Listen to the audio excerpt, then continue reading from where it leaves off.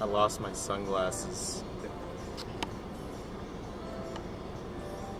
Alrighty. So yeah, Baby Driver was really dope. Remember that like really giddy feeling I had watching Scott Pilgrim? And that lasted for like 2 years, and it was probably really uncomfortable for everybody around me because I was nauseatingly obsessed with it. That sounds familiar. Well, actually, kind of a similar same way that you had with Rurouni Kenshin, right? Scott Pilgrim made me feel like that, and it was the first time since I was a kid that I felt that giddy about a movie, and my taste in film has matured since then while still loving that movie, but for completely different reasons. And I've come to appreciate Edgar Wright's filmography in general, even that show Space. He made a show. Yeah, that was the Spaced was his original show with Simon Pegg. I can't remember the lead girl's name, but it was one of those weird BBC comedies. There's nobody as unique as that does the things that are as unique as what he does in the industry today. You know, he has a style that kind of, it's not just kinetic, it's not just goofy. It's almost transcendent. You feel like when you're watching an Edgar Wright movie that he himself is a part of the performance experience, right? Because when I'm sitting there watching Ansel Elgort and John Hamm and Jamie Foxx and Kevin Spacey in a room together, it's almost like Wes Anderson in a way. You feel the presence of the director in the way that the film is shot and the way that the film is cut. And I think that the way that Edgar Wright does it makes it feel really fun. It's been a while since there was an Edgar Wright movie because The World's End, his third in the Cornetto trilogy, came out in 2013. That was what, 4 years ago now? Yeah, a long time. And he was working on Ant-Man for a whole year in the time after that. It's exciting to be able to see one of his projects again.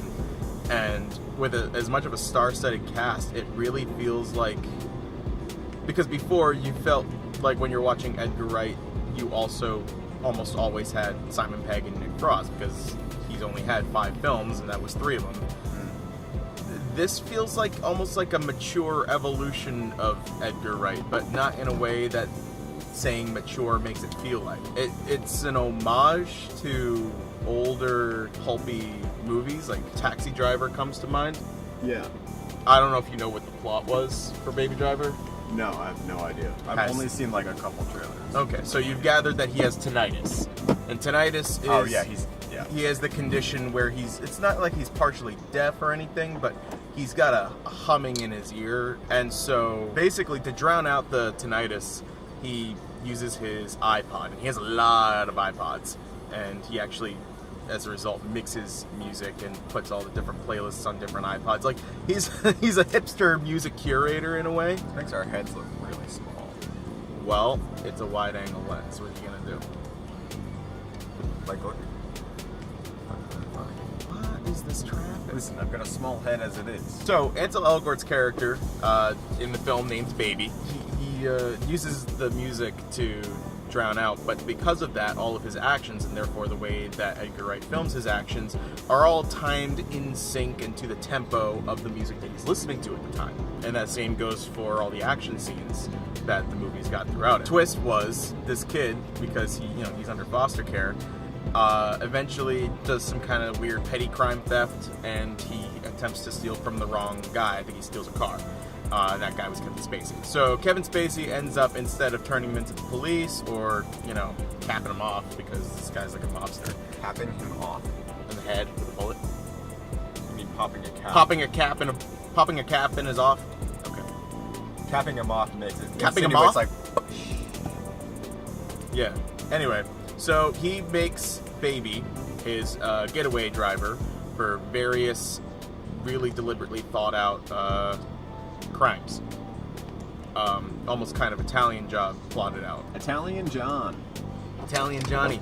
Yes, the Italian John. And so Kevin Spacey's shtick is that he's so deliberate in the way that he makes money off of these crimes that he always has a crew of 4, and he never uses the same crew twice except for his driver, the driver being Baby. And so basically the movie kind of builds up to Baby paying off his debt, and then he realizes that he's in deep far enough that it's hard to get out.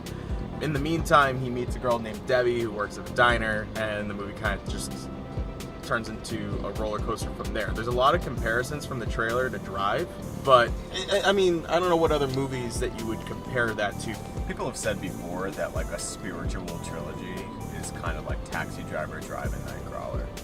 Yeah, and so it's got the same spirit as those. It's the same kind of subject material and the same kind of characters.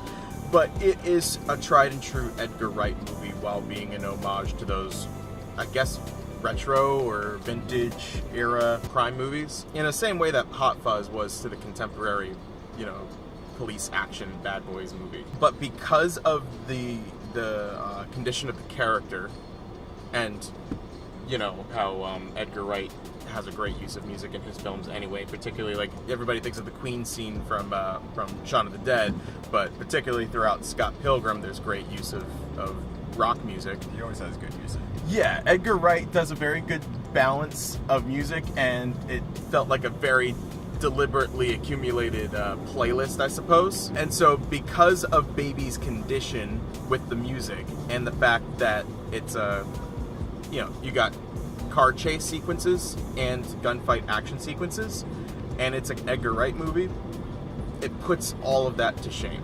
Every time that you hear somebody say, "Oh, that's a pretty good car chase in a movie," you're not really sure what qualifies as a good car chase. To me, when I think of a really good car chase in a movie, I think of The Raid 2 because there's really deliberately made sequences and shots and character action throughout it, right? It was also like filmed in a very unconventional manner. Very unconventional. And so I think in the case of a car chase, it comes down to staging, right? So it comes down to choreography in a way. I think the optimal contemporary reference right now would be just Mad Max. Mad Max for sure. That's the entire film. And so I think in terms of quality, like when I think of one that people say that they like, but it actually turns out to be quite generic, I think maybe Born Identity, maybe Transporter, where you remember liking it while you're watching it, but you're like, what's distinctive about that? Baby Driver's different because of the quality of the director and the pre-planning. It felt like it was very deeply storyboarded and choreographed prior to shooting. And so it will probably end up being remembered as some of the best car chases among Mad Max Fury Road for sure. Not only that, but like I said, the gunplay and there's, you know, dance sequences, and it's all hit to the tempo and the beat and the, you know, rhythm of these songs that are playing throughout the film, which in turn makes the soundtrack even more memorable. And even as far as using old-timey music goes, and there's a diverse collection of music in the movie for sure, but it kind of puts what James Gunn did in his two Guardians of the Galaxy movies to shame, I think. Because while those, you know, had some great sequences, they were kind of built as just contrast and they were just backdrop, but they kind of contradict the tone of a scene in a way that's almost comical. But Edgar Wright uses the tone of the music to set the tone of the scene, and then the comedy works in tandem. It's not like a plot device. It's there almost as a secondary characterization for Peter Quill. Yeah, whereas in Baby Driver... I haven't seen Baby Driver yet. So yeah, in the case of Baby Driver, the soundtrack actually feels like it is a part of the movie that is interwoven. It's ingrained in how the movie is intended to function. In the same, like, very similarly to how it did with Scott Pilgrim. What? Is this... Are we in traffic? Traffic? Why the hell do we have traffic? Fuck. Oh no, you are not getting ahead of me, motherfucker. How did I not expect there to be traffic? I don't know, but this looks pretty silly. What? If anybody looks at it, they're gonna be like, what the We're fuck? doing a vlog! It's not like I've never recorded in my car before. It looks legit, right? Yeah, it looks... So what's the problem? Yeah, so Edgar Wright's phenomenal. I love Edgar Wright. It's one of the best working directors today. Yeah, and I'm always so excited when I see him working on something new.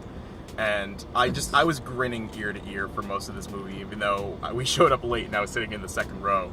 I'm really excited to see it. It's been a minute. Like, he hasn't made Like I said, like the last directing job he did was The World's End in 2013. That did well in Europe and the UK, but definitely not here. Yeah, it's like I said, it feels like a mature evolution in that you feel like that he's finally come into his own and he's being allowed to make exactly the movies that he wants to make, and that happens so little these days. And you know what's funny is that this movie I feel like is a better companion piece to Drive than Nightcrawler actually is, because while Drive and Nightcrawler share similar aesthetic and tone, but not really, they don't share subject material. Whereas I think that without getting too spoilery, only because they're set in LA and at night. Yeah, but without getting too spoilery, it does feel very similar to Drive with the Edgar Wright spice, as it were.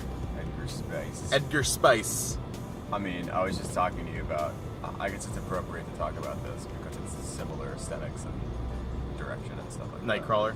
that. I got into like a light spat with somebody about On Reddit. I don't even remember, about like Drive and Nightcrawler, and somebody was making the argument that Drive was a better movie than Nightcrawler. People, And- this is merging from 2 lane into 1 lane. Get into 1 lane. We're gonna squeeze in. Thank you very much. I just want my fish tacos. Sorry, good. No, I mean it just like comes down to subjectivity, I guess. But the screenplay for Nightcrawler is the clear winner. You know, As a movie? as a movie, it's just a better movie. Look, I love Drive. I do too. I love Drive. But it's almost like I love Drive in the same way that I love interpretive dance or abstract painting. Almost, it's like Drive is a masterful work in atmosphere building in film, in cinematography, for damn sure. It's pretty good. No, it is good. But Nightcrawler is a different beast. That's like a unique character study. As a movie, there's just so much like visual subtext that grows Jake Gyllenhaal's character, and he is phenomenal in that movie. And he was totally snubbed. I wish he was recognized more for that movie, as it's one of my favorite movies. I know, seriously. I mean, the screenplay is one of the most stellar parts of that film, and it was nominated, but didn't win, so it doesn't matter. So I knew it wouldn't, but I mean, yeah. whatever. Kind of makes it more special. Yeah, that is a special kind of movie, and I would love to see what Edgar Wright could do with Jake Gyllenhaal in one of his films for sure. And I'm all for silent protagonists in film. If we're talking about atmospheric movies, silent protagonists contribute a lot to just general atmosphere and stuff like that. Yeah, well, that's another thing in Baby Driver is that Ansel Elgort's character, he talks, but he doesn't. He's a kid of few words. You know, he's very melancholic. He's very somber, but not in a way that makes you hate him. If you read into it too much, you might seem a little sociopathic. But if you're just watching the film and enjoying him as the protagonist, he's an enjoyable protagonist to follow. He feels very earnest, Yeah. very calm, cool, and collected. And then that's the other thing is that not only throughout Baby Driver do you have feelings about the style, you have feelings about the character, particularly with Jamie Foxx. He is batshit crazy. John Hamm, he plays Buddy. Very much of a seesaw of emotion about his character. And Kevin Spacey is enjoyably despicable, which I think is probably my favorite types of Kevin Spacey. He is like, he's an actor, and he's good at doing the one thing. He's good at doing the Kevin Spacey Like, thing. I think he's good. He doesn't have too much range that I've he doesn't, seen, but to me, he doesn't hold a candle to, like, you know what it is? He's got a presence. Darling? Darling. Her name is Eliza Gonzalez. Well, she's good. There's like this one shot, I won't ruin like the context of it, but basically one of those instances where, you know, action scene set to the tempo of music, and, you know, it's her and John Hamm. They're in the middle of a shootout, and they both just got shit-eating grins on their face, and to the tempo of the music, they're blasting these like dual-wielding weapons, and they'll reload each other's guns as they kind of spin around, and it's literally like a gunplay dance. And it's so fucking cool. Edgar Wright just makes goddamn cool movies. Honestly, one of my favorite action sequences, and I'm like an action movie purist, as you know, Yeah.